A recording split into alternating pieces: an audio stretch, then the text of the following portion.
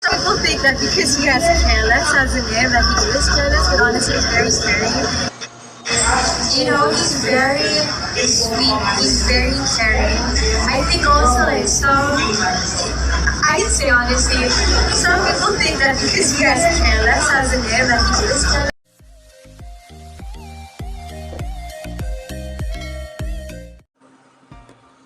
Update is a pressman in James Reid. Sa post naman ni Isa Pressman kung saan ay proud niya si James Reid kung paano siya inaalagaan. Ayon nga sa kanya ay he's very caring, sweet.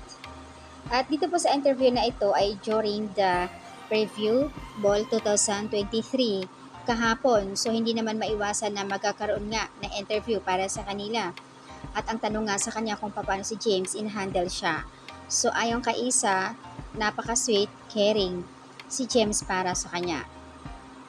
At dahil nga dito marami ang nag-react dito sa sinasabi ni Isa about James Reid. James blink 3 times. If you need help, haha, so obvious and you are forced to smile. No choice, ha? At dito, what makes you think the smile is not genuine? Isa is an incredible, beautiful woman, and if you are worth standing next to her, I bet you I won't stop smiling. Thank you. And move on na kayo. I think masaya si na din sa partner niya ngayon. So dapat magiging masaya na rin kayo sa partner ni James Reid. Both naman happy. Happy sila.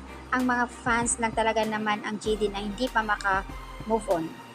I think you want to think this is what I see.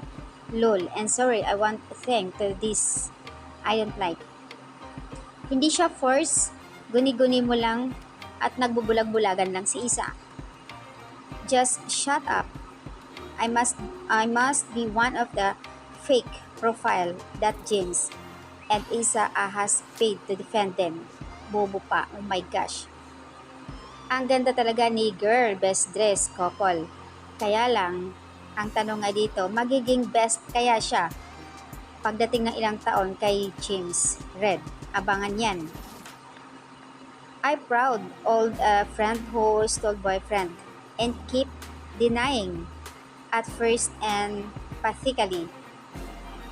And then claiming lesbian just to cover up and their cheating and lies. People may have already moved on, but your image cannot be changed and who you are and the people eyes.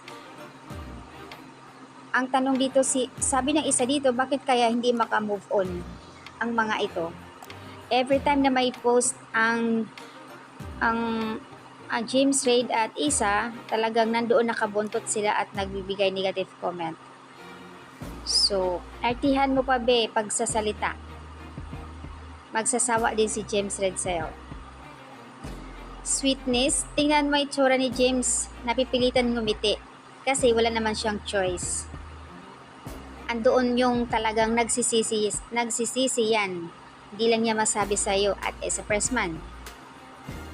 Some of the most toxic people in the world come under the guise of friends and family. Have sad life like her fan. Toxic ang Jaden sobra. So ayan po yung update dito guys sa post ni James Reid and Isa Pressman na pinagpipiestahan at grabe ang pambabash sa kanila dito.